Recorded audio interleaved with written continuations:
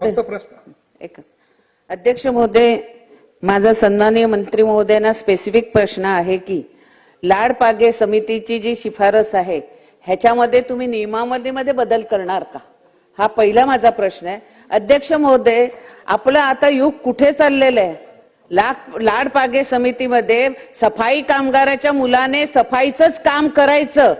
अध्यक्ष महोदय, त्यांची मुलं शिकलेली आहेत, इंजिनियर झालेली आहेत, त्यांची डबल ग्रॅज्युएट झालेली आहेत.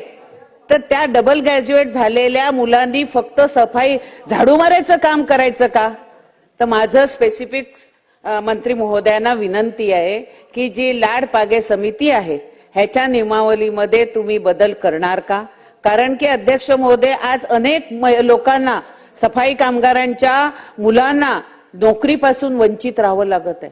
तो ग्रॅज्युएट झाला, डबल ग्रॅज्युएट झाला तरी त्याला सफाईच काम करत. म्हणून माझा प्रश्न आहे. दुसरा, मंत्री महोदयांना माझी विनंती आहे की आपले आताचे मुख्यमंत्री आणि 2015ला जे आपले मुख्यमंत्री देवेंद्रजी ह्यांनी मुंबईतील 28,000 सफाई कामगारांचा त्यांना हक्काचं घर मिळण्यासाठी भारतरत्न डॉक्टर बाबासाहेब आंबेडकर श्रमसाफल्य योजना आणली होती आणि त्यासाठी 2015ला 4 FSI देऊन त्यांना हक्काचं घर देण्याचं त्यावेळेला देवेंद्रजींनी सांगितलं होतं.